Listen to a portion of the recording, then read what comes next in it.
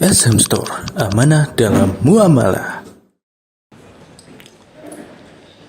Assalamualaikum warahmatullahi wabarakatuh.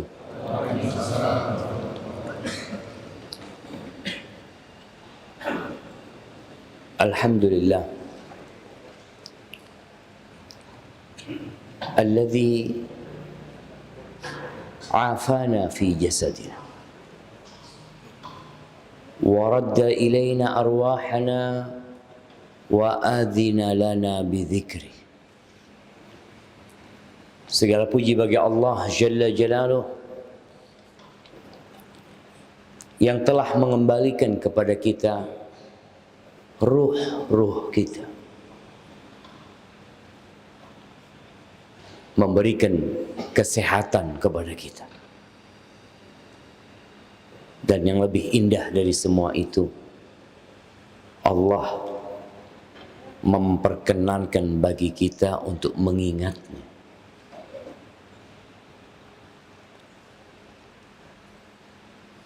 Rasulullah sallallahu alaihi wasallam ketika menyebutkan tentang orang yang tidur semalam suntuk, yang enggak bangun untuk sholat subuh, kata beliau, dzaka rajulun bala syaitanu fi udhuni. Itu orang yang dikencingi syaitan di telinga. Maka kita bersyukur kepada Allah Azza wa Jalla yang memperkenankan kita untuk datang ke rumah Allah ini.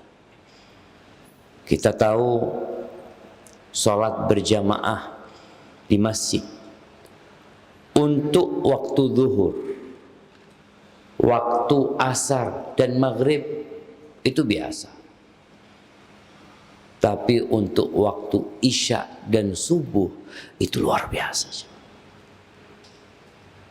Sampai kata Nabi alaihi salatu wassalam, athqalus salati alal munafiqin, salat yang paling berat buat orang-orang munafik itu salatul isya wa salatul fajr, salat isya dan salat subuh.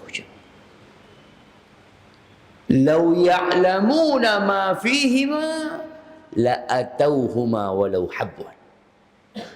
Andai kata mereka itu tahu dengan fadilah, dengan keutamaan sholat isya dan subuh berjamaah ini, pasti mereka akan datang melaksanakannya dalam kondisi merangkak.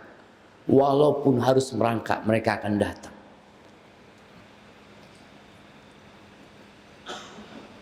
Sebagian kita semalam sholat tarawih, ya berapa menit jemaah? 2 jam? Waduh, berlebihan. Berapa? 40 menit. Ada mungkin yang 1 jam. Kata Nabi sallallahu alaihi wasallam, "Man shallal isya fil jamaah faka'annama qama nisfal lail." Siapa yang sholat isya berjamaah, dia itu dapat pahala seperti sholat setengah malam. Wa man shallal fajra fi jamaah faka'annama qama al-laila kullah. Yang isya berjamaah ditambah subuhnya berjamaah, dia seperti sholat semalam suntuk. Bayangin jemaah, fadilah yang begitu besar yang Allah berikan. Maka seharusnya kita bersyukur yang bisa sholat subuh berjamaah ini, banyak-banyak memuji Allah Azza wa Jalla. Allahumma salli wa sallim wa zid wa barik wa an'im ala abdika wa rasulika sayyidina wa maulana Muhammad wa ala alihi wa ashabihi ajma'in. Ya Allah, semoga salawat dan salam, berkah dan nikmat senantiasa Engkau tambahkan bagi baginda Nabi kita Muhammad alaihi salatu wassalam, untuk keluarga beliau, untuk istri-istri beliau, untuk putra-putri beliau, dan untuk seluruh sahabat Nabi. Semoga Allah meridai kita bersama mereka. Amma ba'd. Jamaah, Kenapa tema kita? Apa tema kita? Anda ini Ramadan terakhir kita. Ternyata yang membuat orang bersemangat itu, yang menjadikan dirinya dapat memaksimalkan waktu, itu kalau dia ingat ini yang terakhir, udah gak ada lagi kesempatan. Tatkala datang seorang meminta nasihat kepada Nabi SAW dalam hadis Abu Ayyub Al-Ansari yang diriwayatkan Ibnu Majah, orang ini mengatakan, "Ya Rasulullah, alimni wa aujiz." Wahai Rasulullah, ajarin aku tapi yang ringkas. Ini sahabat minta pelajaran dari Nabi SAW, tapi nggak mau yang panjang-panjang. Kenapa? Takut lupa. Makanya kita kajian pagi ini jangan panjang-panjang. Apalagi habis subuh ini, Masya Allah jemaah. Kalau sahurnya nggak terlalu baca, insya Allah aman jemaah. Apa kata Nabi SAW kepada sahabat ini? "Idza qumta fi salatika fasalli salata muwaddi'." Kalau engkau bangkit mendirikan salat, jadikan salat itu seperti salat yang terakhir. Muwaddi' di sini para ulama menjelaskan ada dua makna. Salatnya orang yang meninggalkan dunia. Jadi ketika masuk salat, masuk masjid, udah semua urusan dunia tinggal di luar saja. Antum fokus. Karena kita juga nggak tahu apakah kita akan keluar dari masjid ini dalam kondisi berdiri atau tidur. Kita nggak tahu. Mana yang kedua? Seperti orang yang mau mati sudah. Yang dia nggak bakal sholat lagi setelah ini. Kira-kira bagaimana sholat kita coba? Sholat antum tahu bahwasanya malaikat pencabut nyawa lagi nungguin di pintu sana. Antum akan sholat benar-benar khusyuk. Bahkan sujud antum mungkin akan jadi sujud terpanjang. Kita kadang-kala sujud kalau sholat, ya sholat sunnah, umpamanya subhana rabbiyal a'la, subhana rabbiyal a'la, subhana rabbiyal a'la, kayaknya kepanjangan. Subhana rabbiyal a'la sekali kan sudah sah. Sebagian orang antum lihat, kenapa di beberapa masjid ketika sholat tarawih mereka itu cepet-cepetan? Karena mereka berpikir kan besok sholat tarawih lagi kita. Lusa sholat tarawih lagi, masih panjang Ustaz. Sholat tarawih ini 1 bulan, udah jangan panjang-panjang. Karena dia berpikir masih punya waktu. Tapi ketika dia sholat muwaddi', yang dia beranggapan ini sholat terakhir dia, maka mungkin imam sudah assalamualaikum, dia masih sujud, doa. Padahal imamnya sudah assalamualaikum. Karena khusyuknya dia, sampai dia tenggelam dalam doanya. Pernah kita sholat kayak gitu jemaah? Pernah Ustaz? Sekali cuma. Ya, sebagian kita mengalami peristiwa-peristiwa yang menyebabkan dia sholatnya itu khusyuk sekali. Tapi kebanyakan tidak. Maka nasihat Nabi ini dipakai. Hadirkan selalu, bosnya kita nggak tahu apakah kita bakal sholat duhur nanti, nggak tahu. Wala takallam bi kalamin ta'tadzir minhu. Wasiat yang kedua, jangan ngomong yang akhirnya engkau terpaksa minta maaf nanti. Kalau gitu ya hati-hati ngomongnya. Jadi sebelum ngomong mikir. Karena ada orang setelah ngomong baru mikir. Kok salah mau. Akhirnya minta maaf. Tapi kalau orang ikut nasihat Nabi SAW, Dia berpikir sebelum berbicara. Ini yang suka komen, yang suka bikin status. Taruh nasihat Nabi ini di benak kita. Kira-kira yang ana tulis ini baik apa tidak? Nyakitin hati orang apa enggak? Karena sebagian kita enggak mikir. Oleh karena itu Nabi SAW ketika memberi wasiat kepada Mu'adz bin Jabal radhiyallahu ta'ala anhu, setelah wasiat yang panjang, lalu Nabi mengatakan, ala adulluka ala milaki dzalika kulli. Kamu mau nggak aku kasih nasihat yang menggabungkan semua nasihat tadi? Bala ya Rasulullah.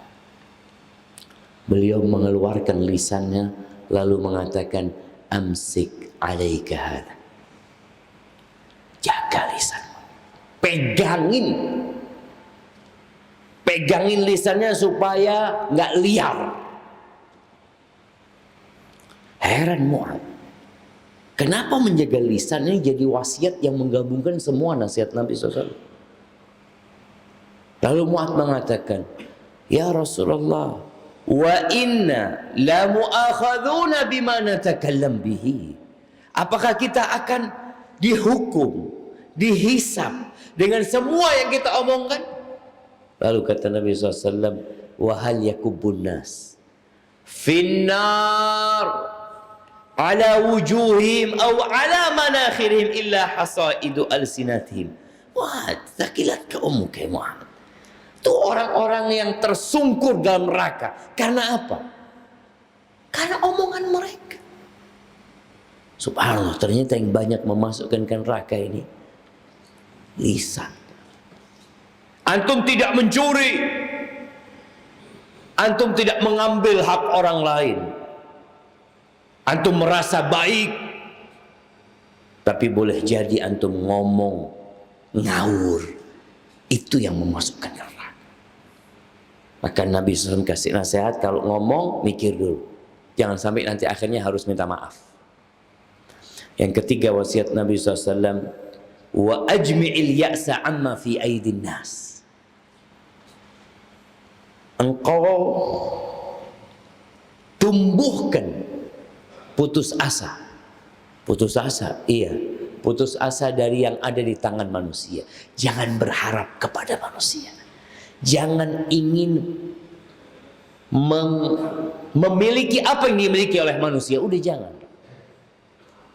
Sebagian kita itu masih banyak bergantung sama manusia. Ada apa-apa, oh ada fulan, ada fulan, ada fulan. Ketika melihat hartanya fulan, tumbuh kecintaan kepada dunia. Udah jangan, minta sama Allah Azza wa Jalla. Jadi manusia yang mengikuti wasiat Nabi SAW ini, dia akan jadi orang yang terhormat.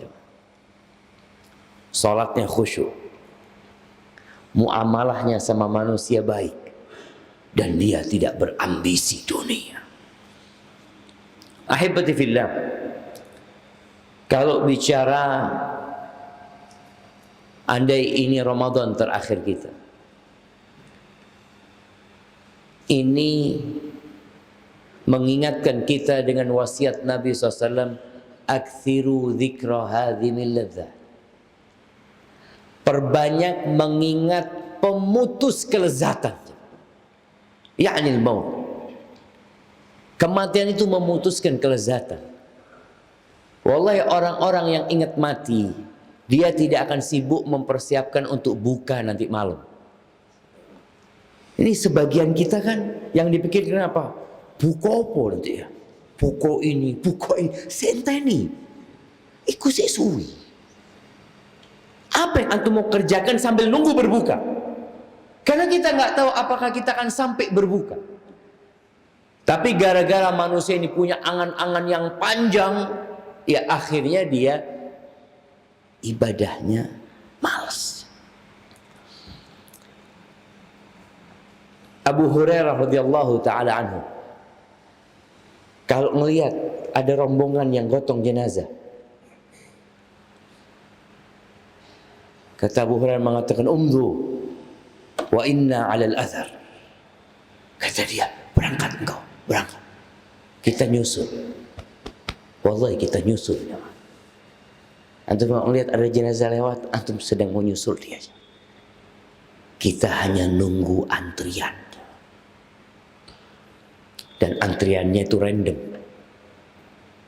Nggak harus yang tua dulu mati. Antum kadang kala ngelihat orang yang tua, nggak mati-mati. Anaknya mati di sini. Kita lihat. Tidak sedikit kakek yang mengantarkan cucunya ke kuburan.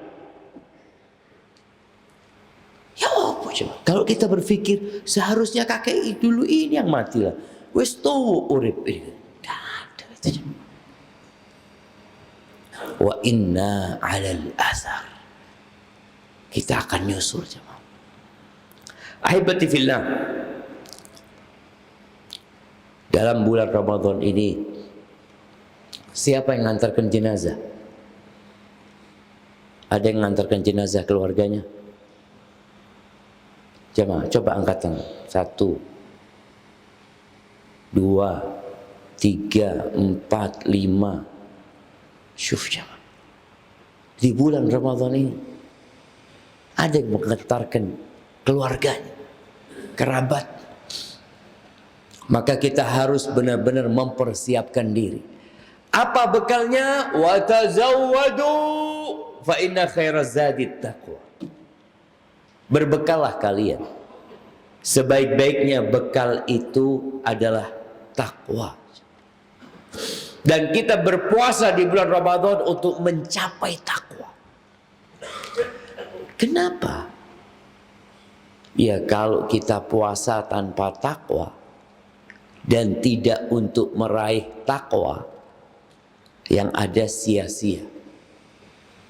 Karena Allah Jalla Jalaluh mengatakan, innama yataqabbalullah minal muttaqin. Allah itu hanya menerima dari orang-orang yang bertakwa. Maka ada orang yang puasa bukan karena takwa, karena kepingin sehat. Ada jamaah. Alhamdulillah Ustaz, sejak puasa ini kok badan anak enak ya. Kayaknya anak mau puasa terus. Loh, kalau nggak enak, tidak puasa. Maka yang pertama niatnya diperbaiki. Kata Nabi SAW, man sama Ramadan imanan wahtisaban ghufira lahu ma taqaddama min dhanbi. Barang siapa yang berpuasa di bulan Ramadan karena iman, karena berharap pahala dari Allah Azza wa Jalla, maka ini orang yang akan diampuni dosa-dosa dia yang lalu. Apakah kita sudah berpuasa karena iman dan wahtisaban? Apakah kita benar-benar sudah menggambarkan dapat apa ada puasa? Karena sebagian kita ada yang berpuasa karena tradisi, karena udah biasa puasa. Antum kenapa puasa? Oh, saya sejak kecil puasa. Iya, nah. Terus di rumah saya semuanya puasa. Apakah dia berpuasa karena imanan? Atau karena kebiasaan? Sudah enak ada kalau tidak puasa. Baca lagi jemaah. Kita tinggal berapa hari nih ya Ramadannya. Jadikan evaluasi nih.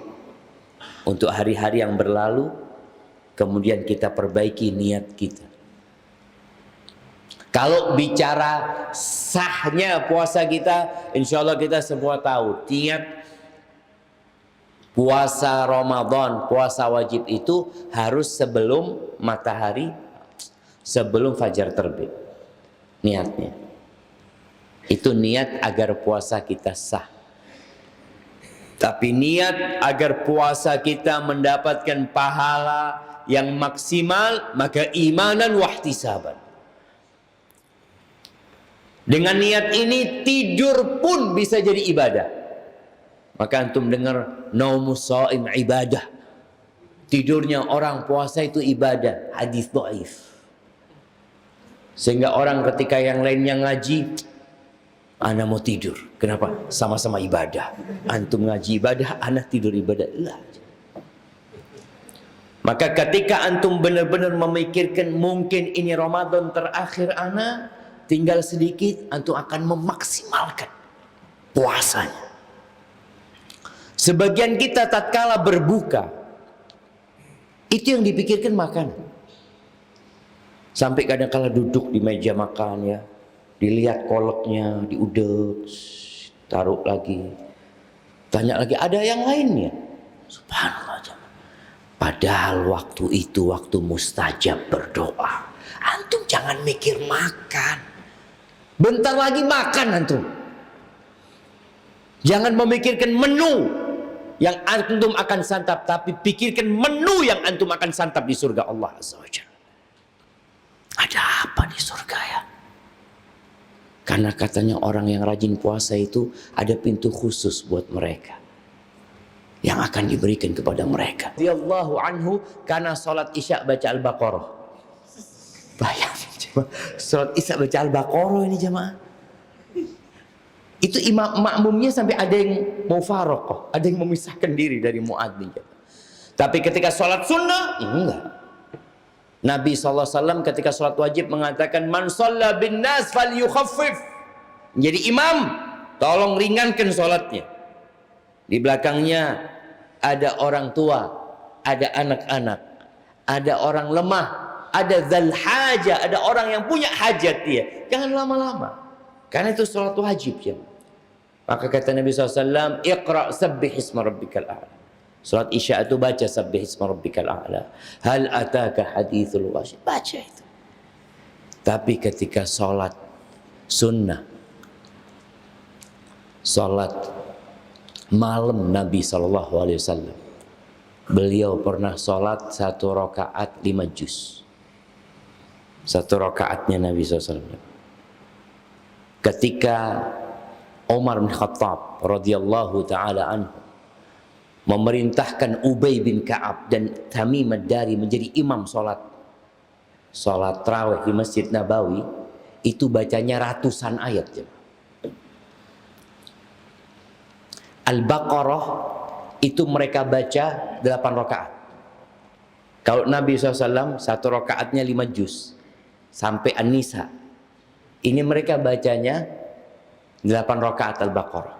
Kalau imamnya baca Al-Baqarah 12 rakaat, itu makmumnya ya Allah seneng banget, karena ringan buat mereka. Kita kadangkala sebulan Al-Baqarah tidak hatam. Jadi imamnya kalau dihitung sholat tarawih dari awal Ramadan sampai selesai Ramadan, itu Al-Baqarah nggak selesai. Kalau mau dihitung halaman, ada apa jemaah? Tadi kita tidak menjadikan ini Ramadan terakhir kita. Kita masih berpikir insya Allah Ramadan tahun depan lah Ustaz, kita insya Allah bacanya lebih panjang lagi. Ya sekarang ini dikondisikan. Yang nggak mampu berdiri, duduk jemaah. Karena ini sholat sunnah, nggak apa-apa antum duduk. Jangan imamnya disalahkan. Ada orang tua umpamanya imamnya kepanjangan, habis sholat 2 rakaat datang ke imam. Pak Imam, ojo tawa-tawa. Wis tuwe aku. Yang tua silahkan pakai kursi, duduk nggak apa-apa. Ini sholat sunnah coba. Bahkan yang nggak sakit pun kalau bicara sholat sunnah boleh duduk. Mama yang muda-muda, tuh anak kayaknya nggak kuat Ustaz, anak mau duduk aja, nggak apa-apa, dapat pahala separuh. Iya, kalau yang sehat salat sunnah duduk pahalanya setengah jamaah, karena dia memang capeknya setengah. Rasul SAW ketika beliau sudah lanjut usia, kadangkala beliau capek, beliau sholatnya duduk. Karena beliau tadi bacaannya panjang beliau ketika berdiri. Antum kalau baca qul huwallahu ahad duduk keterlaluan. Nabi SAW itu bacaannya panjang. Ketika beliau mau ruku, baru beliau berdiri. Jadi sedikit beberapa beliau baca berdiri, kemudian beliau ruku. Ini beberapa cara. Insya Allah ketika difahamkan kepada jamaah, jamaah akan memilih Mamanya yang kepingin sholat tiap malam 1 juz ya Masjid Al-Ikhlas gitu. Yang kepingin 1/2 juz ya Masjid Fulan gitu. Yang kepingin 1/4 juz Masjid Fulan. Jadi ada pilihan gitu. Tapi kalau semuanya rata, orang mau milih kemana? Anda mau cari yang imamnya 1 juz gitu. Nggak ada, ya antum sholat sendiri. Jadi sholat tarawih itu sholat sunnah yang boleh dilakukan sendiri. Kembali tadi, baca Quran. Ini urusannya dengan membaca Al-Quranul Karim. Ketika antum membaca Al-Quranul Karim dengan target, insya Allah akan tercapai. Maksudnya anak sehari mau baca 3 juz. 10 hari terakhir ini anak mau hatam. Antum niat kepingin hatam, insya Allah antum kalau mati sebelum selesai Ramadan ditulis antum hatam Quranul Karim. Tapi dengan niat tadi. Namun usahakan membacanya dengan artinya, dengan tafsirnya. Itu yang akan membuat kita rindu sama Quran ini, jemaah. Karena kita faham Allah ini menurunkan Al-Quranul Karim hudan linnas, petunjuk buat umat manusia. Di mana petunjuknya? Di tadabbur. Maka Allah Azza wa Jalla mengatakan kitabun anzalnahu ilaika mubarak liyadabbaru ayatihi waliyatadzakkara ulul albab. Ini kitab yang penuh dengan berkah yang kami turunkan kepadamu agar ditadabburi ayat-ayatnya dan mereka orang-orang yang berakal mengambil pelajaran. Bagaimana kita akan dapat mengambil pelajaran kalau kita tidak ngerti? Maka mau tidak mau kita perlu baca dengan tafsirnya. Antum baca dengan tafsirnya. Utsman bin Affan mengatakan, "Lau tahurat qulubukum ma syabi'at min kalami rabbikum." Kalau hati kalian bersih, kalian nggak akan pernah puas membaca firman Tuhan kalian. Allahu Akbar. Maka tadi Qur'annya dikencengin, diniatkan 10 hari terakhir ini, jemaah. Kemudian di antara yang diinginkan orang mati, orang kalau mati itu kepingin apa sih? Pingin apa jemaah? Kepingin nikah lagi? Pingin hidup lagi ngapain? Sodako. Sodako. Allah Azza wa Jalla mengatakan ya ayyuhal, di akhir surat Al-Munafiqun, ya ayyuhalladzina amanu la tulhikum amwalukum wala auladukum an dzikrillah wa man yaf'al dzalika fa ulaika humul khasirun. Wahai orang-orang yang beriman, ya Allah jemaah, antum kalau setiap baca Quran itu sama artinya, ketemu ya ayyuhalladzina amanu, antum akan ketemu, oh Allah panggil aku nih. Kenapa Allah panggil aku ya? Jangan sampai harta dan anak kalian membuat kalian lupa, lalai dari mengingatku. Kebanyakan kita bekerja untuk apa? Untuk dapat harta. Sebagian kita bekerja merantau ke ibu kota, bahkan ada yang meninggalkan negerinya. Kalau ditanya, antum buat apa jauh-jauh bekerja? Ya Ustaz, demi sesuap nasi. Ya bohong antum. Sesuap nasi banyak di Indonesia. Tapi kalau sesuap emas ya harus merantau jauh-jauh. Kadang-kadang orang bicara kebutuhan, enggak kenal jamaah. Ada yang lebih dari itu. Itu yang kadang-kadang membuat orang tua lupa mengingat Allah Azza wa Jalla. Sebagian mereka halal haram dihantam sama mereka. Karena lupa sama Allah. Yang ada dalam benaknya, anak-anak mau sekolah, anak-anak mau lebaran. Bayangin sebelum Ramadan ini, sebelum lebaran, biasanya polisi memberikan himbauan. Apa himbauannya? Tolong berjaga-jaga motornya, karena mau hari raya. Terus kenapa? Banyak maling motor. Iya jemaah. Mau lebaran itu tingkat kriminal meningkat. Tanya sama polisi. Maka mereka biasanya di kampung itu babin mas, ya. Babin Kaptipmas. Itu memberikan arahan, tolong dijaga karena banyak orang mau lebaran. Subhanallah. Ahibati fillah, gara-gara harta, gara-gara anak lupa sama Allah saja. Yang melakukan itu maka dialah orang-orang yang merugi. Lalu apa kata Allah? Kita semua ya cinta sama harta. Siapa yang nggak suka sama fulus? Angkat tangan. Ada yang nggak suka sama uang, ya Pak? Nggak suka sama harta. Ayam, iya. Kalau antum kasih ayam duit lebaran nanti baru 100.000, 50.000, nggak mau ayam, diketawain sama ayam itu.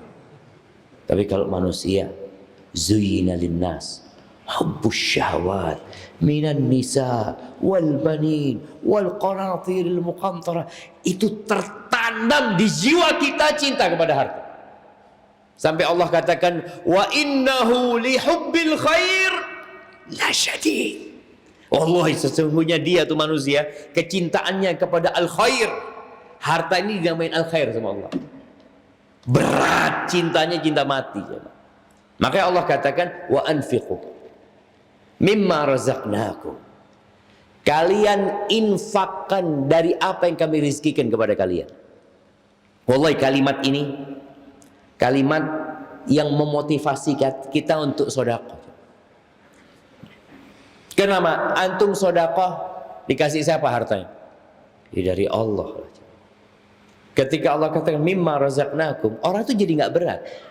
Contoh nih jamaah. Contoh kalau kita benar-benar menghadirkan perasaan ini dari Allah nih, ini dari Allah. Kalau ada orang di bulan Ramadan ini banyak orang kirim sedekah, zakat. Ustaz tolong bagikan Ustaz. Ada orang kirim 100 juta. Ustaz tolong bagikan Ustaz. Apakah mungkin ana tidak membagikan jamaah? Bukan fulusnya ana ini. Fulusnya orang ini. Mungkin ana akan makan hal itu. Orang yang beriman nggak akan. Karena dia tahu ini bukan hak ana. Contoh yang lebih ringan, ada orang Ustaz, ini Ustaz ana kasih 10 juta Ustaz, tolong sampaikan ke kampus Ustaz. Apakah berat buat ana menyampaikan 10 juta itu jamaah? Enggak ada perasaan berat. Kenapa? Karena memang ana dititipin doang. Dan harta yang ada di diri kita itu titipan dari Allah Azza wa Jalla. Jadi kita bukan sedekah dari hasil kerja kita jamaah. Kalau antum mikir, oh ya anak kerja keras, enggak, antum sedekah dari rizki yang Allah berikan kepada antum. Biasanya kan orang mengatakan kalau dari hasil kerja sendiri itu Ustaz, berat biasanya. Perasaan itu hilangkan, ganti dengan perasaan rizki dari Allah. Wallahi berapa banyak orang bekerja sama kerjanya sama kita, tapi rizkinya berbeda aja. Ada orang-orang masya Allah yang sama-sama buka warung sama jualan takjil. Yang satu laris, yang satu tidak laris.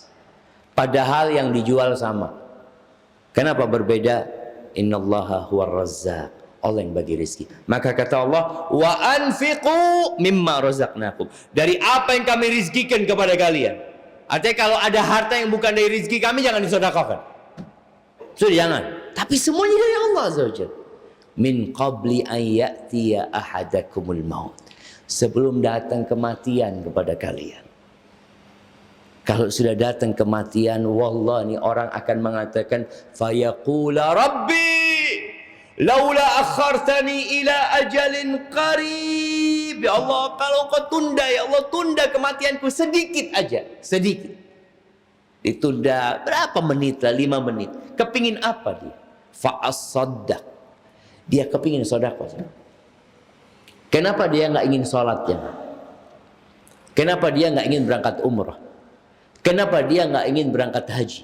Dia ingin sedekah. Karena itu amalan yang hanya perlu ngomong. Kalau sholat harus wudhu, harus menghadap kiblat. Tapi sedekah tinggal ngomong buat masjid Al-Ikhlas 2 miliar. Berapa menit cuma? Nggak sampai 1 menit ya. Tinggal ngomong sedekah itu. Itu antarkan ke rumahnya full. Sesuatu yang butuh waktu singkat sedekah ini. Antum kalau mau transfer itu butuh berapa jam? Mau transfer full, buka handphonenya, apalagi sekarang jemaah. Buka handphonenya, cari rekening yang dituju, nominalnya, masukin PIN, uang itu berpindah, jemaah. Sudah jadi sedekah. Maka orang kalau mau mati itu ingin sedekah. Kenapa? Karena dia lihat hasil kerja dia tinggalkan jamaah. Rumah yang dia bangun dia tinggalkan, mobil yang dia beli dia tinggalkan, nggak ada yang dia bawa. Apakah anak-anaknya orang soleh? Wallahu a'lam. Kalau anaknya orang soleh, mungkin ya anak-anak sedekah buat orang tuanya. Tapi boleh jadi tidak. Ada kejadian satu keluarga jamaah. Bapaknya ini kaya raya, meninggal dunia, warisannya miliaran. Datang seorang ustadz dan kerabat mereka ngomong, kalian kan ditinggalin harta banyak sama bapak kalian, Mbok, ya berapa persen lah diwakafkan. Apa kata anak-anaknya? Enggak. Kenapa dia nggak mau sedekah ketika hidup? Kenapa bapak nggak mau wakafkan hartanya ketika hidup? Sekarang udah jadi milik kita. Wallahi jemaah, anak itu ngomong kayak gitu. Ya memang betul secara akal. Kenapa ketika hidup nggak mau sedekahkan? Sekarang jadi milik kita, kita suruh sedekah. Maka sebelum jadi milik orang lain, kita sedekahkan. Nabi SAW pernah mengatakan, ayyukum malu ghairihi ahabbu ilaihi min malih. Siapa di antara kalian yang harta orang lain lebih dia cintai daripada harta dia sendiri? Ada orang yang lebih cinta sama mobil tetangga daripada mobil dia. Datang ke rumahnya tetangga mandiin. Ada apa? Mobil antum mandi? Enggak. Ana cinta sama mobil antum. Ada yang kayak gitu jemaah? Kata sahabat, siapa orang? Gak ada ya Rasulullah. Nggak ada orang yang lebih cinta sama harta orang lain.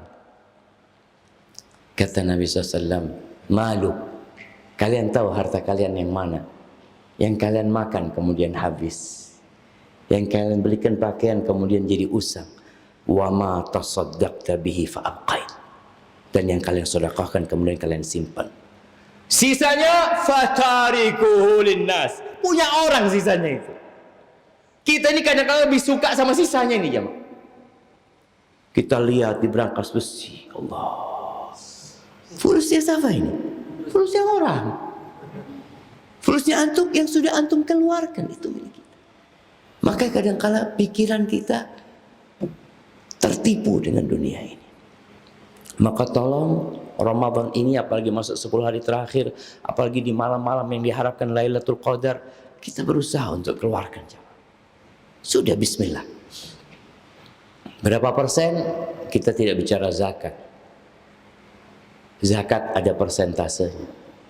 Tapi sedekah nggak ada persentase. Antum mau kasih setengah harta antum, monggo. Sebenarnya bukan kita keluarkan jamaah.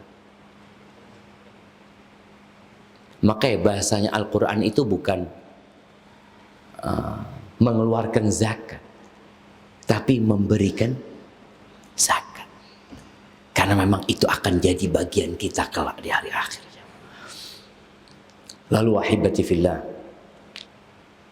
semualah amalan Ramadan itu kalau kita ingat mati, insya Allah kita akan maksimal. Ad-Daqqaq, salah seorang dari salafus saleh mengatakan, man aktsara dzikral maut ukrima bi thalath. Barang siapa yang banyak mengingat kematian, itu akan dikasih karomah. 3 karomahnya. Yang pertama, ta'jilut taubah. Dia akan segera bertobat. Segera bertobat. Sebagian kita kan berpikir, insya Allah Ustaz nanti anak lebaran mau tobat.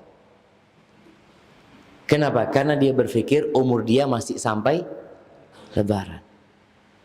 Sebagian orang-orang ini kerjanya di tempat yang haram, dikasih nasihat, antum berhentilah bertobat. Insya Allah Ustaz, ana sudah mengajukan resign 6 bulan lagi insya Allah ana. 6 bulan lagi. Antum emang tahu sampai 6 bulan umurnya? Karena dia berpikir enggak, insya Allah Ustaz, ana masih ada apa ya? Ada rencana ini itu. Ingat, kematian itu datang tiba-tiba. Dan di antara tanda-tanda kiamat itu mautul fujah, banyaknya mati mendadak. Yang di masa Nabi SAW tidak terlalu banyak, sekarang banyak. Ada orang mengatakan fulan mati, innalillah wa inna ilaihi rajiun. Wallahi kemarin minum kopi sama kita orang. Artinya ini orang nggak kebayang mau mati gitu. Kemarin minum kopi, kemarin goes sama anak, kemarin masih main futsal sama kita orang. Itu tanda kiamat. Maka orang yang banyak mengingat kematian, dia akan dapat karomah. Yang pertama ta'jilut taubah, yang kedua wa qana'atul qalb, hatinya nerimo, nggak rakus dengan dunia. Dapat segitu alhamdulillah, maka dia tidak akan makan hak orang, dan insya Allah nggak akan makan yang haram. Yang ketiga wa nasyatul ibadah, semangat beribadah. Orang kalau ingat sama kematian, semangat dia beribadah. Maka anak kadang-kadang kalau membaca para salafus soleh itu merasa kecil jamaah, ya Allah kecil sekali. Sebagian salafus soleh itu ada yang kerjanya bikin perhiasan emas. Kan biasanya ada yang dipatok gitu ya, dia pegang palunya. Ketika dengar Allahu Akbar, dia mau matuk gak jadi jamaah. Berangkat ke masjid. Ya Allah, kapan bisa kayak gitu ya? Kita kadang-kala nunggu komat ya, si suwi turun komat. Kenapa? Karena memang kita nggak ingat dengan kematian tadi. Tapi kalau ingat dengan kematian, bersegera akan dikasih semangat beribadah. Wa man nasiyahu, yang lupa dengan kematian ini, maka akan dikasih hukuman 3. Apa hukuman yang pertama? Taswifut taubah. Tadi menunda-nunda taubat dia. Nanti insya Allah Ustaz. Jazakallah khair ya Ustaz. Barakallah fiik. Karena kalau ada orang ya masih menghabiskan waktunya dengan hal-hal yang tidak berguna, kita katakan ayolah, kapan kau berhenti? Kapan? Insya Allah Ustaz. Doakan Ustaz. Ini sudah. Kita doakan. Yang kedua wa tarkur ridha bil kafaf. Hukuman yang kedua, dia akan jadi orang yang rakus. Enggak ada puasnya. Nih di 10 hari terakhir ini ujian jemaah. Yang punya toko rame-ramenya itu sekarang. Apa bahasanya orang Surabaya? Hah? Kalau orang Jember itu ngomongnya perpekan. Wush, rame pasar itu. Ini keuntungan yang benar-benar Masya Allah. Bayangkan Nabi SAW 10 hari terakhir malah iktikaf. Para sahabat ditinggalkan. Karena dia berpikir bisa jadi ini Ramadan terakhirku. Berharap aku mati di masjid insya Allah. Mudah-mudahan mati dalam kondisi iktikaf. Lebih baik mana mati dalam kondisi iktikaf sama mati di pasar. Tempat yang paling dicintai Allah, tempat yang paling dibenci Allah, pasar. Bukan berarti itu nggak boleh ke pasar, boleh jemaah. Kita butuh kehidupan, tapi jangan sampai rakus. Ingat dengan kematian, sehingga ketika berangkat ke pasar, ingat doa masuk pasar. Ingat dengan larangan-larangan ketika berdagang. Itu insya Allah akan membuat kita jadi tadi ridho, qanaah dengan yang sedikit. Hukuman yang ketiga, at-takasul fil ibadah, malas ibadah. Orang kalau nggak ingat sama mati, wallahi malas untuk beribadah. Ahibati fillah, yang terakhir sebelum kita masuk ke sesi tanya jawab, ada amalan yang kadangkala kita lupakan. Apa? Menjaga silaturahim.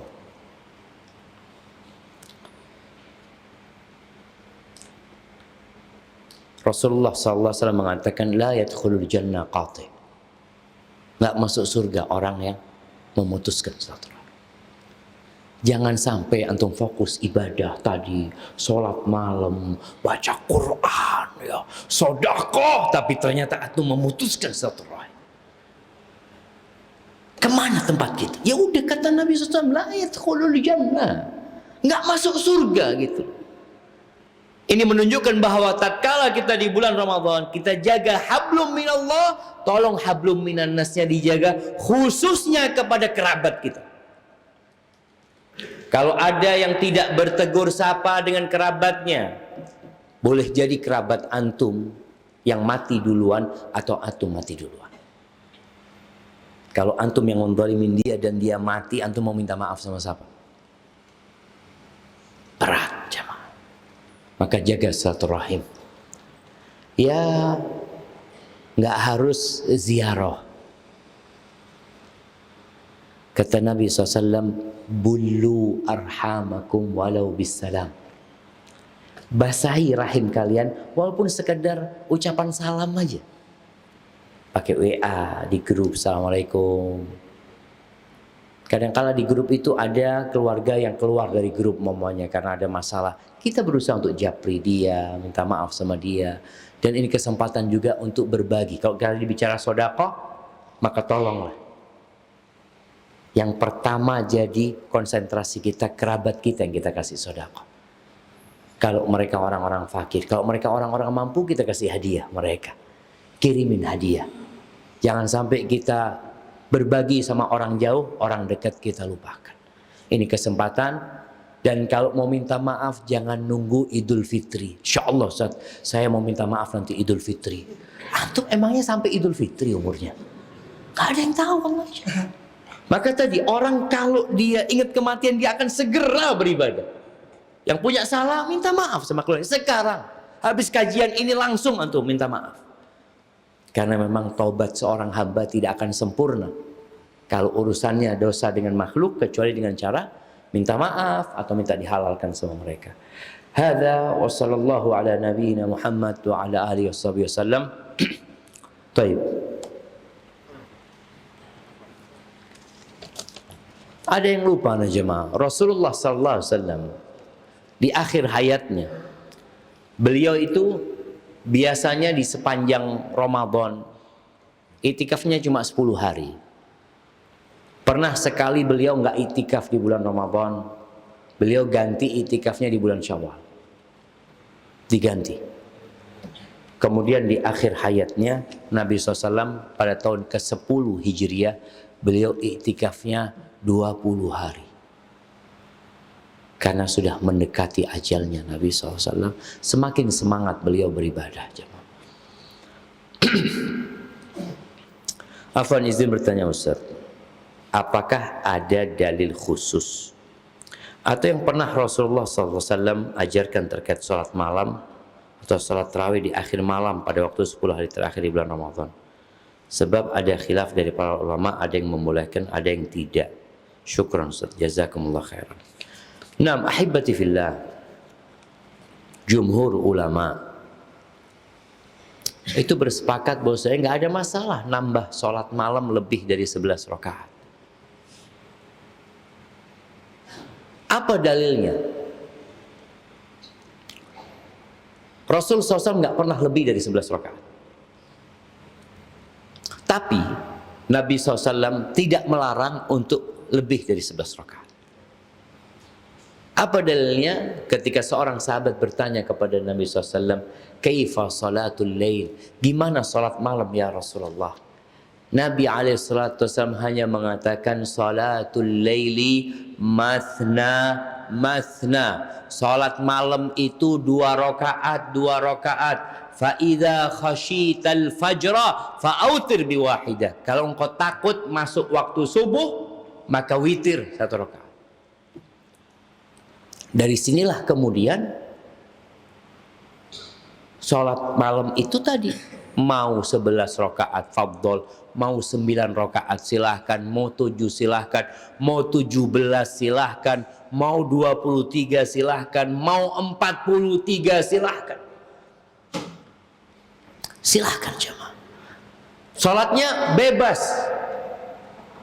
Rasulullah Sallallahu Alaihi Wasallam, beliau itu sholat malamnya pernah di awal malam, pernah di tengah malam, pernah di akhir malam. Tapi berakhir beliau lebih memilih di akhir malam.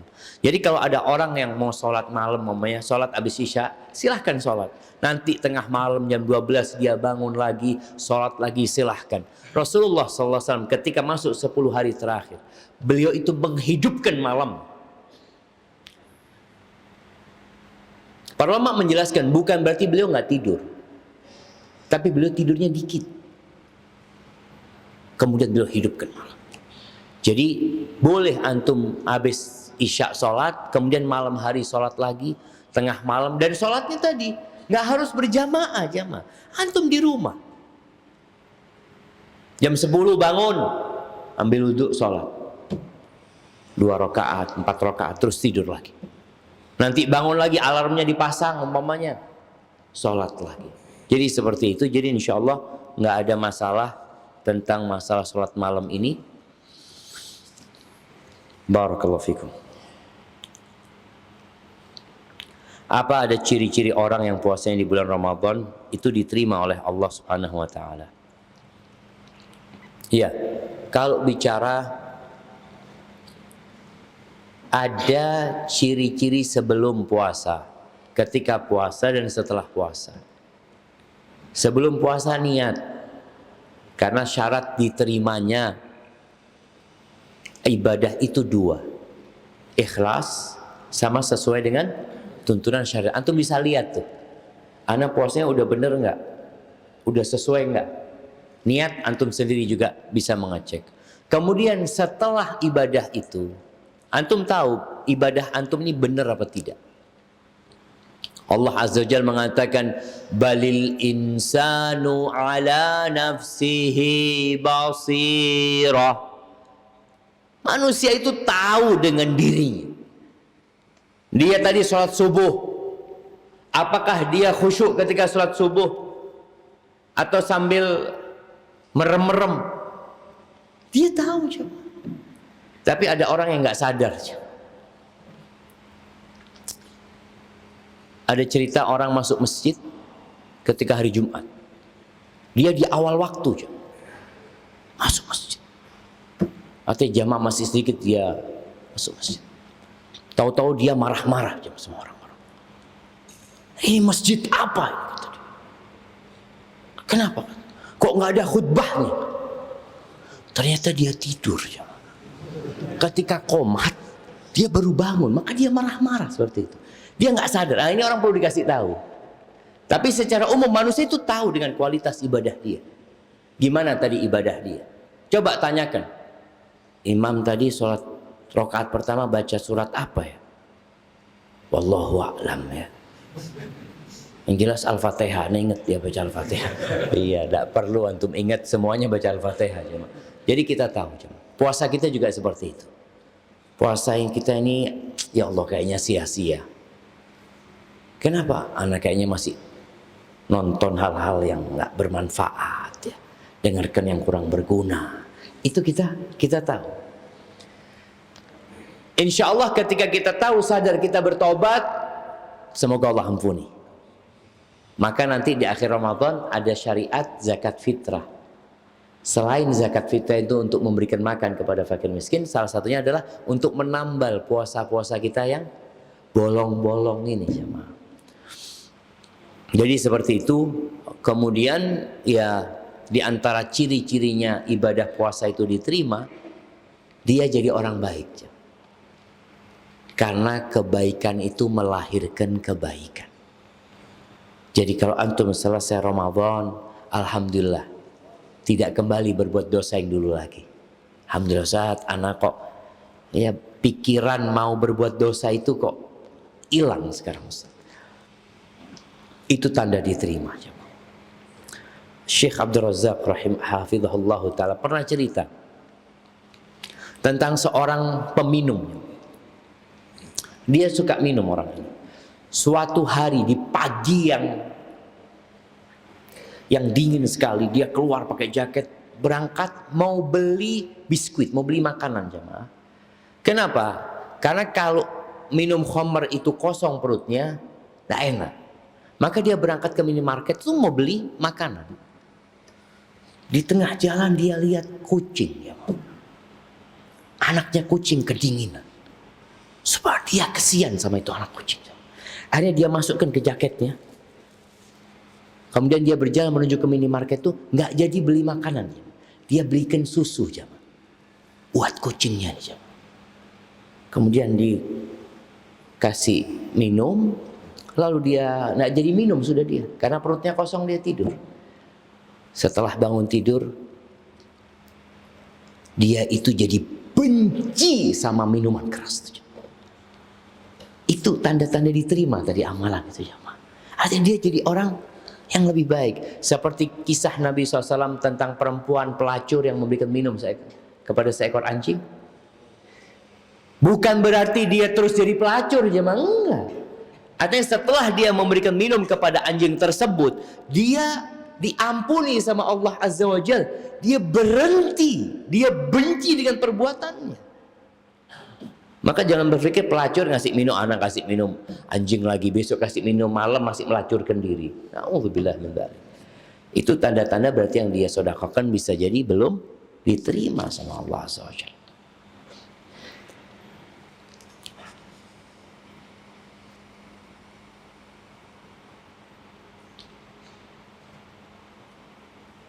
Jika Allah Maha Adil, kenapa setiap bayi yang dilahirkan akan mempunyai status yang berbeda? Ada yang dengan orang tua lengkap dengan harta yang banyak, dan ada yang yatim atau piatu dengan kondisi ekonomi yang sulit. Masya Allah, jemaah. Kata kalau bicara keadilan Allah itu adil kalau memberikan hukuman. Tapi kalau memberikan pahala, Allah itu melebihkan. Makanya kalau kita bicara keadilan Allah, berbuat dosa 1 ditulis berapa? 1. Berbuat ibadah 1 ditulis 10. Kalau bicara tentang kehidupan dunia ini, ahibati fillah, kalau ana punya uang 100 juta, ana kasih beliau 10 juta, ana kasih ini 5 juta, ana kasih itu 3 juta, ana kasih sana 20 juta. Apakah orang yang ana kasih itu pantas mengatakan Ustadz tidak adil? Kata dia, aku mau kasih terserah aku gitu. Kalian nggak punya hak apa-apa sehingga menuntut keadilan dalam pemberian itu. Kenapa? Karena uangnya Anda. Apakah kalau Anda berbagi ke tetangga Anda kasih 10 juta, yang sana kasih 7 juta, mereka pantas datang ke rumah Anda mengatakan, Bapak tidak adil. Kenapa? Kenapa dikasih sana 10 juta, saya 7 juta? Ya sudah, saya nggak kasih kamu sekalian, sini. Boleh saya katakan itu? Boleh, karena memang ini haknya Anda. Dan ini Allah Azza wa Jalla yang punya alam semesta ini. Kemudian ahibati fillah, ada orang yang memandang dunia ini dengan pandangan yang menyilaukan. Ahibati fillah, dunia ini, maka antum lihat orang kafir banyak yang kaya-kaya. Kata Nabi SAW, innallaha yu'ti dunya man yuhibbu wa man la yuhib. Allah berbagi dunia ini kepada semuanya. Yang Allah cintai, yang Allah tidak cintai, Allah kasih. Wala yu'til iman illa man yuhib. Tapi Allah tidak berbagi keimanan kecuali kepada orang yang Allah cintai. Dunia ini tidak lebih dari 1 sayap nyamuk. Di sini tempat ujian, di sini tempat beramal, bukan tempat mendapatkan ganjaran, bukan. Jadi kalau bicara keadilan, nanti antum akan mendapatkan keadilan atas apa yang antum kerjakan. Orang pantas mengatakan, saya minta hak saya, oh fadhol, antum bekerja. Tapi antum dikasih, ya katakan alhamdulillah. Jadi seperti itu. Jadi kalau bicara keadilan Allah, ya Habib, Masya Allah, Allah hadzal malikul adl.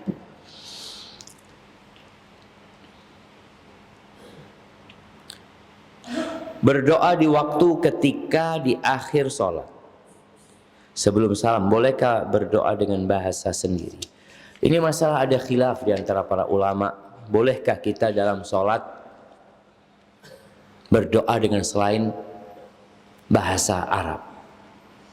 Bukan cuma bahasa Arab ya, selain doa yang diajarkan oleh Allah dan Rasulnya. Memang di dalam madhab Syafi'i mereka melarang. Jadi kalau antum mungkin mendengarkan seorang ustadz menjelaskan, sahih. Mereka berpendapat terlarang karena ya harus dengan bahasa Arab dan harus dengan doa yang diajarkan oleh Allah dan Rasulnya yang dibaca di sana itu. Tapi ana lihat pendapat yang lebih kuat, nggak apa-apa bagi yang tidak mampu berbahasa Arab. Artinya dia nggak mampu. Kalau mampu ya dia harus dengan bahasa Arab. Dia hafalkan doa yang diajarkan Nabi SAW, kemudian dia baca ketika dia sedang sholat itu jamaah. Maka solusinya kalau ragu, ya udah baca doanya di luar sholat. Kalau mau pakai bahasa Indonesia, baca doanya di luar sholat. Kalau kepingin baca ketika sholat, ya usahakan dihafalkan doa-doa yang diajarkan Allah dan Rasulnya. Walaupun sekali lagi masalahnya ada khilaf jamaah. Barakallahu fikum. Bolehkah seorang wanita iktikaf di masjid bersama suami? Atau cukup menghabiskan malam Lailatul Qadar di rumah saja? Dan apa saja yang bisa dikerjakan saat malam Lailatul Qadar dalam waktu yang berjam-jam tersebut? Masya Allah. Ya ahibati fillah. Perempuan sama dengan laki-laki dianjurkan iktikaf di masjid. Rasulullah SAW pernah iktikaf di masjid, istri-istrinya langsung bikin tenda. Jadi iktikafnya itu pakai tenda aja. Di masjid mereka pasang tenda. Masuk ke dalam tendanya tersebut. Setelah Nabi SAW meninggal dunia, istri-istri Nabi masih iktikaf di masjid. Di 10 hari terakhir mereka beriktikaf. Mana yang lebih utama di masjid sama di rumah? Tentunya di masjid. Walaupun ada pendapat Al-Imam Abu Hanifah dalam mazhab Hanafi, beliau berpendapat bahwasanya iktikafnya perempuan di masjid rumahnya itu lebih utama. Bukan di rumahnya, tapi di masjid rumahnya. Ada kan rumah yang punya musola, ya udah dia iktikaf di sana. Ya sama hukumnya dengan di masjid. Itu pendapat Imam Abu Hanifah, tapi pendapat jumhur ulama tetap yang lebih utama di masjid. Yang namanya iktikaf itu al-lubthu fil masjid, yang menetap di masjid. Maka yang mengatakan di rumah, Abu Hanifah tidak mengatakan di rumah, tapi di masjid rumah gitu. Maksudnya tadi musola yang dia pakai untuk sholat. Apa yang dilakukan ahibati fillah? Ini orang bingung ngapain ya di malam itu.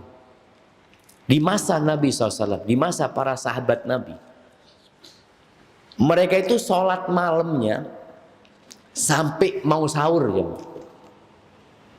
Jadi kalau dilakukan apa? Ya sholat. Karena kita biasa baca qul huwallahu ahad, qul a'udzu binnas, mau sholat 20 rakaat baca itu berapa jam? Sejam nggak nyampe. Tahu-tahu ya Allah, masih lama subuhnya ini ya. Ngapain anak? Ya tadi anak anjurkan, sholatnya pegang Quran.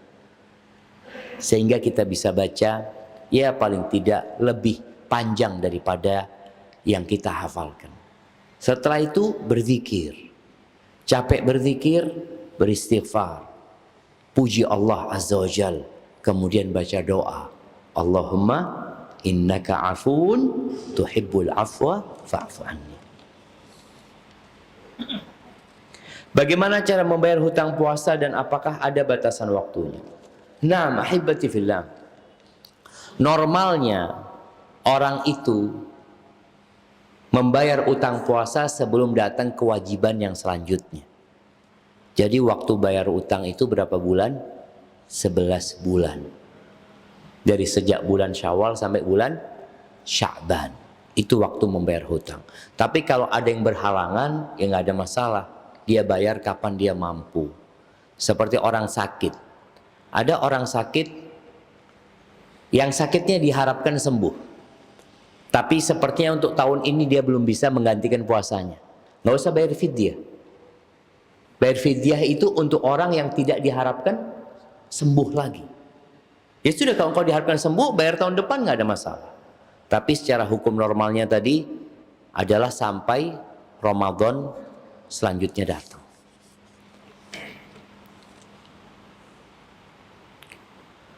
Apakah seorang perempuan wajib setiap waktu sholat di masjid, apalagi untuk waktu sholat subuh dan sholat isya. Subhanallah jamaah. Ini pertanyaan yang menarik sekali. Kenapa?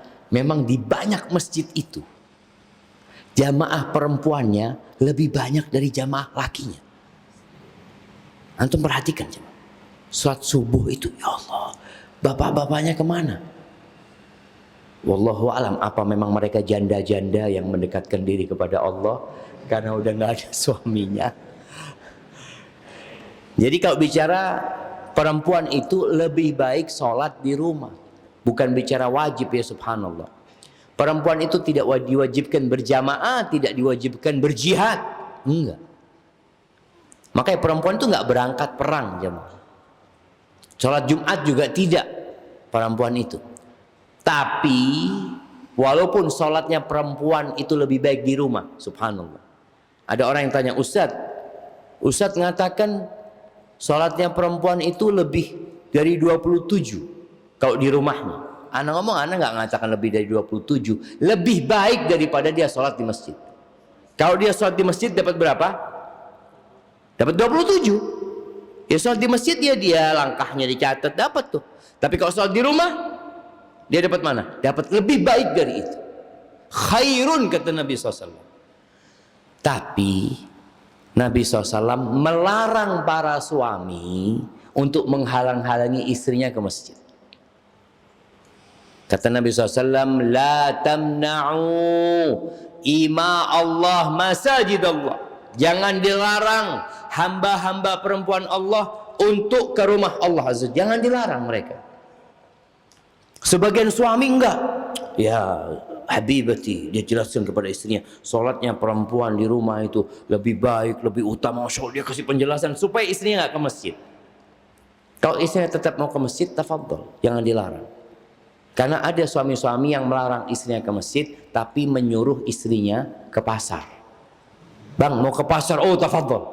Tafadhol, barakallahu fiik. Padahal pasar itu tempat yang paling dibenci sama Allah Azza wa Jalla. Kenapa ke masjid engkau larang, ke pasar engkau perbolehkan? Seharusnya enggak usah ke pasar engkau. Sama, anak yang beli. Masya Allah. Jadi intinya jamaah, bagi perempuan lebih baik sholatnya di rumah, tapi kalau mau ke masjid, monggo. Makanya di Masjid Nabawi itu ada pintu namanya Babun Nisa. Karena istri-istri sahabat itu sholat di masjid. Nabi hanya memberikan arahan. Mereka mau sholat ke masjid, silahkan. Dan di Masjid Nabawi itu dulu nggak ada sitarnya jemaah. Jadi nggak ada pembatasnya. Perempuan makanya soft perempuan yang paling baik, yang paling terakhir. Jadi masuk masjid mulainya itu dari soft terakhir bagi yang perempuan. Karena semakin dekat sama laki semakin buruk softnya mereka. Kemudian Nabi SAW pernah mengatakan, kalau kalian biarkan pintu ini khusus perempuan, supaya nggak berpapasan dengan kaum laki-laki. Akhirnya pintu itu dikenal sekarang dengan Babun Nisa, babnya perempuan. Barakallahu fiik jemaah. Itu mungkin dapat Anda sampaikan. Nah, tambah lagi jemaah. Ana satu lagi karena tambahan dari Ustadznya ya. Ustadz, jika yang mati, jika saya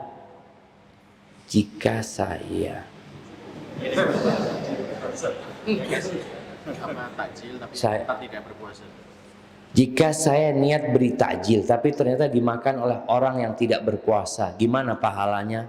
Allah akan kasih pahala sesuai dengan niat antum. Ingat Nabi SAW ketika menceritakan tentang seorang yang bersodakoh, tahu-tahu yang nerima pelacur, yang nerima pencuri. Insya Allah itu sudah diniatkan sama dia jemaah. Sudah diniatkan sama dia. Tapi memang ahibati fillah, kita perlu berhati-hati ketika memberikan berbuka. Anak kadang-kadang ngomong sama istri anak, Syuf, kalau ngasih bukaan itu tolong perhatikan orangnya. Kalau tahu nggak puasa jangan dikasih itu. Karena kadang-kadang ada orang-orang yang ya memang la yasum. Kadang-kadang juga banyak sedekah Jumat. Yang dikasih adalah yusolli Jumat. Yang dikasih kadang-kadang nggak sholat Jumat. Maka lebih baik antum kalau mau ngasih sedekah Jumat itu ketika orang keluar dari masjid. Karena mereka benar-benar habis sholat Jumat gitu. Tapi kalau yang di pinggir jalan kadang-kala wallahu a'lam, kadang-kala dia nggak sholat gitu. Maka kita harus lebih selektif. Kalau kita sudah berusaha maksimal, insya Allah ya udah niatnya tetap dapat walaupun salah sasaran nantinya. Itu mungkin dapat Anda sampaikan, kurang lebihnya mohon maaf. Tidak semua pertanyaan bisa dijawab jamaah karena hari ini bukan hari libur. Kalau hari libur sampai jam 7 kita jamaah. Baik, subhanakallahumma bihamdika asyhadu an la ilaha illa anta astaghfiruka wa atubu ilaik. Sallallahu ala nabiyyina Muhammadin wa ala alihi wasallam.